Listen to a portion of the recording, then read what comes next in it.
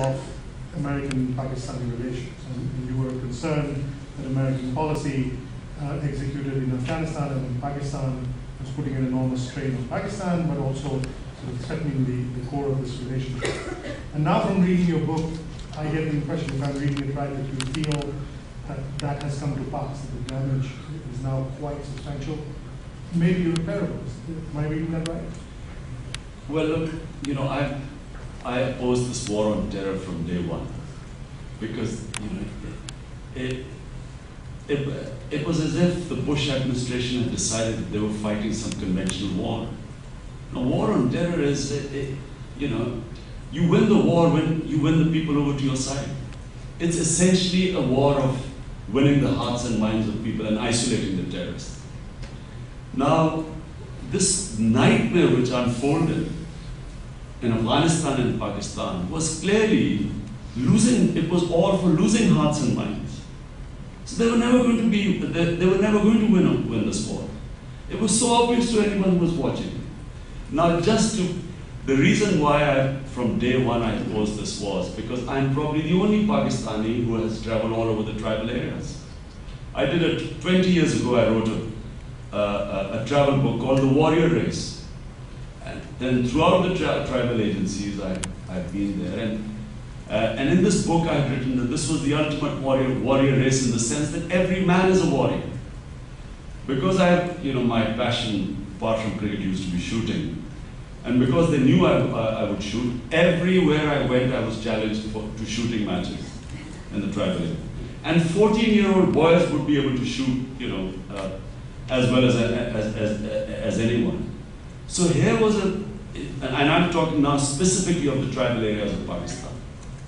Now, there are about 1 million armed men in our tribal areas. 1 million armed men. Now, it was so obvious that if some Al-Qaeda had come from Tora Bora into Pakistan, clearly the way to win this war was to use these 1 million armed men who had always stood by Pakistan to isolate the terrorists. And in the beginning, 240 Al-Qaeda were handed over to the Pakistan army by the tribals. But what General Musharraf did was, for me, the biggest blunder in Pakistan. Under American pressure, Americans do nothing about the tribal areas. But at least the Pakistan government should have. Under American pressure, in 2004, they sent the Pakistan army into the tribal areas.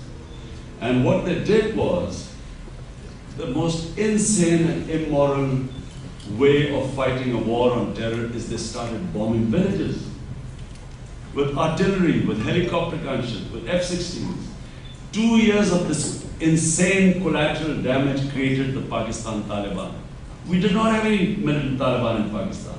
In fact, this collateral damage through military operations, killing women and children, turned these people, rather than winning them over to our side, we actually began to push them over to the other side. And so what has the Pakistan Taliban? Basically our own tribal people.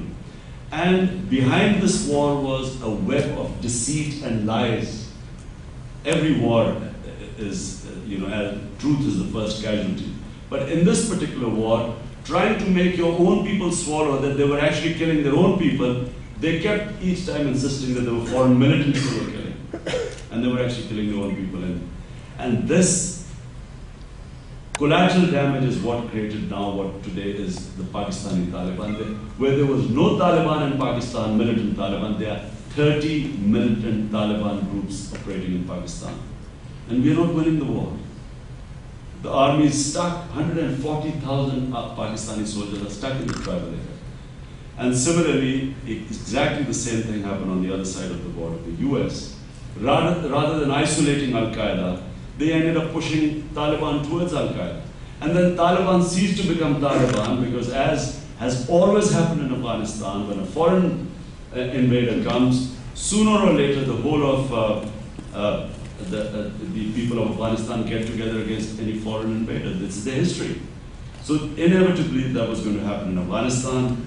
So the US is stuck in Afghanistan, Pakistani army is stuck in our tribal areas, and guess who's the beneficiary? The real terrorists. So they have benefited from this war.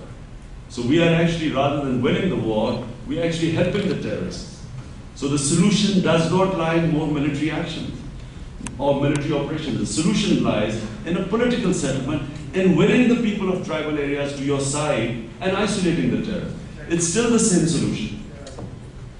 And talk a little more about what that has done for US-Pakistan relations and what it will take now to mend the damage in those relations. Well, I think that there was an all-parties conference in Islamabad recently after this Admiral Mullen's statement. And the all-parties conference came up, I thought, with a very with a constructive statement, and I'm very proud to say that our party was the architect of it, to give peace a chance. So the all-parties conference said that it's time now to start holding dialogue. Rather than Pakistan army going after the Haqqani network, and Haqqani network, by the way, you're talking about 5,000 fighters. Now the impression being given here to the American public is that the US cannot win in Afghanistan. 140,000 soldiers cannot win because of 5,000 Rambos holed up in North Waziristan. This is clearly, it's just insane to think that this is the reason why they're not winning. In my opinion, rather than asking the Pakistan army to go against the Haqqani network, Pakistan army should use its influence, if it has any influence, to ask them, because Haqqani network is part of the Taliban. Haqqani acknowledges Mullah Omar as his leader. So therefore, they should use that influence in getting them to the dialogue table. Because clearly now the US has also realized that the answer does not lie in more military actions, but it lies in the political process. So rather than Pakistan army going there, I think Pakistan could play a much more constructive role if the army then goes and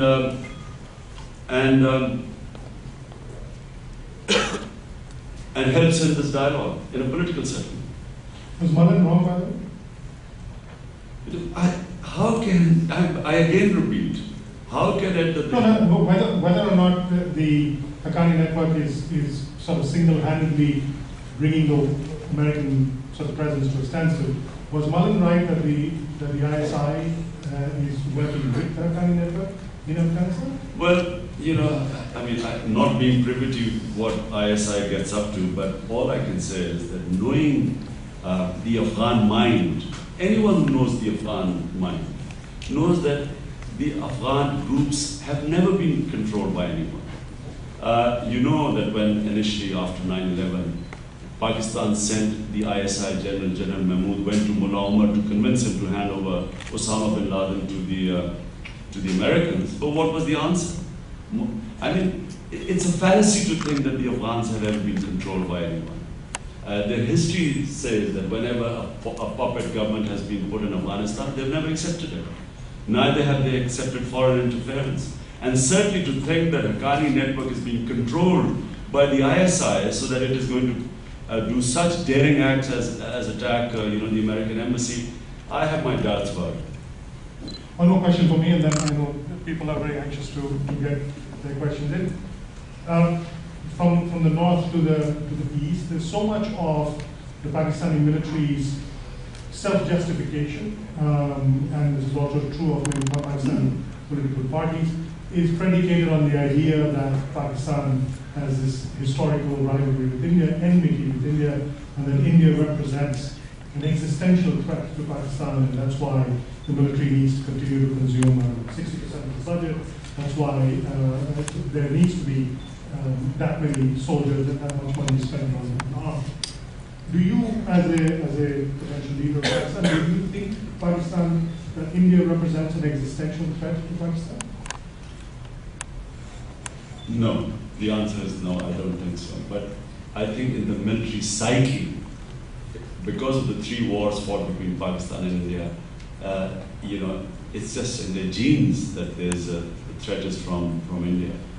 And being a smaller country, always, the threat is exaggerated. And as a result, of course, the army has played a disproportionate role in Pakistan because of this perceived threat from India.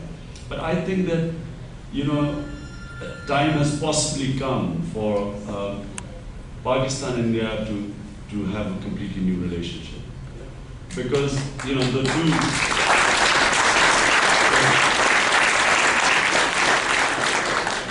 the relationship is based on suspicion.